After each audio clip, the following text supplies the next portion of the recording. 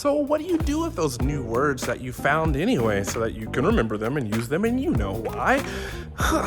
Well, obviously you would flashcard them, memorize them, learn how to write them, learn how to read them, and put them into phrases. If you want more detail, keep watching this video. My name is Kwadwo. I'm the creator of Elementary Chinese, lived in China for 11-ish, almost 13 years now. Shoot, it's been a long time.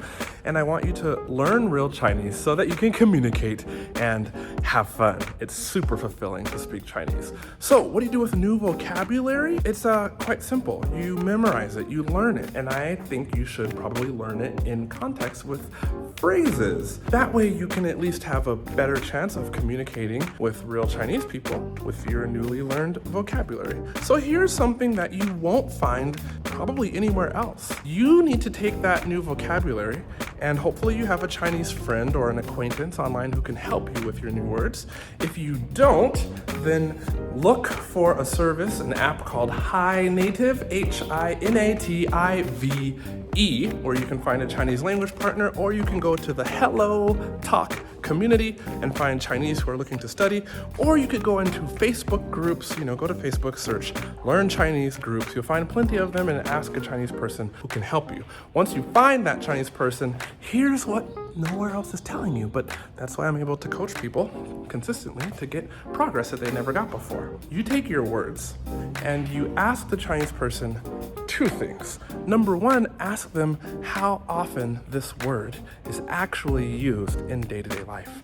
Because I hate when a student of mine or somebody who follows me on Instagram says that they've been learning Chinese for so long, but they can't use the language, they can't communicate. And part of the problem is that they have vocabulary literally that Chinese people don't care about for day-to-day life, or that is weird or bizarre, So ask a Chinese person if the word you got is actually useful. Ask them, is this 口语, which is spoken, the language, or is it 书面语, which would be language that's mainly in books and not useful for speaking? If they tell you it's 书面语, forget about it. Not that reading books is not important, I just want you to be studying Chinese 6 months from now, a year from now, and I want your motivation to be super high. And for me and many of the people that I've helped, communicating with folks in day-to-day life is what keeps your motivation up. So I want you to focus on words that you can actually speak and use.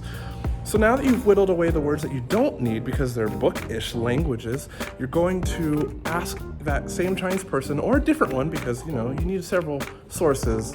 Some might be busy, and you always want different opinions, because me, being from Seattle, might not have the same vocabulary in my day-to-day life that somebody who is from Florida has. If you're not from the US, Seattle's like in the Northwest, Florida's way down in the Southeast. Yeah, that's right. So you want to ask them for examples, 2 or 3 examples, phrases or sentences that have your word in it that pertain to day-to-day life. And when they send you those in pinyin or in characters, you can also ask them to politely record each of those phrases at 3 speeds.